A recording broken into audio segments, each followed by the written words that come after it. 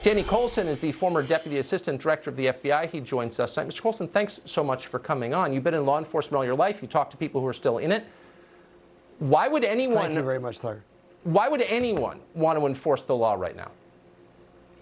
Well, that's a great point. And what you're seeing in Atlanta, and I know this for a fact, that officers are walking off the job. You know, Tucker, Lady Justice is supposed to have a blindfold on. But in this case, Lady Justice is looking into the eyes of a corrupt politician and answering to the mob.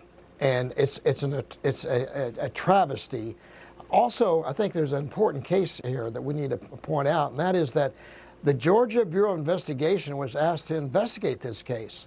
And this prosecutor announced charges before the investigation was even done. So where is due process? Where is the rule of law? We don't have it now. And it's a travesty. And I'm in contact with police officers literally every day of my life. And all of them are looking to leave or retire or get out of the business. And that's really too bad. Because frankly, they're some of our best trained, most loyal, courageous people we have in our society. I keep thinking when I watch these videos, and I work in a business that's on video, so I know that video can distort the truth, and I've certainly seen other stories, including recently, where the video doesn't really tell you what's happening. Here's my question to you as someone who's been around it all your life. If the prosecutor had more evidence that this was, in fact, a murder and not just a tragic shooting, and he had evidence that there was some bias behind the shooting, he would have told us today at the press conference, correct? He doesn't have it. And right. Frankly, it looks like to me that officer was justified in doing what he did. Every policeman in the country is trained that if you're opposing an individual with a taser, that's like that individual having a firearm. In fact, that's the law in the state of Georgia.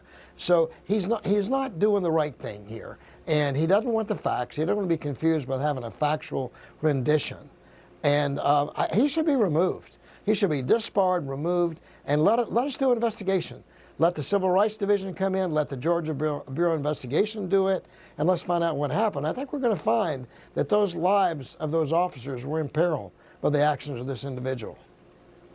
I keep hearing from people I know in Atlanta that the prosecutor likely felt he had no choice. This is the view among people in Atlanta, because if he didn't charge this police officer with murder, the city would burn.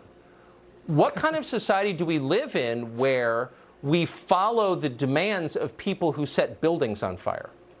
Well, that's mob rule. That's exactly what we don't want. Again, it gets back to the scales of justice. And Lady Justice, it's supposed to be blind to that. You saw it in Baltimore. That prosecutor there indicted those officers without any evidence to answer the call of the mob. She even said that. I hear what you're saying. And she indicted those policemen. They were all acquitted. Now, what's the result? Policing in Baltimore is at an end. They just let it go. They're not going to go in there and risk their lives or careers in prosecution because of some prosecutor that answers to the mob. That's not what we're all about. No. And we saw this, ironically, in the South, 70 years ago, and we said we were against it, but we're applauding it now for some reason. No, Danny, great to see you. No. Yeah, we're not against it. Thank you. It's always a pleasure. I enjoy your show. Thank you.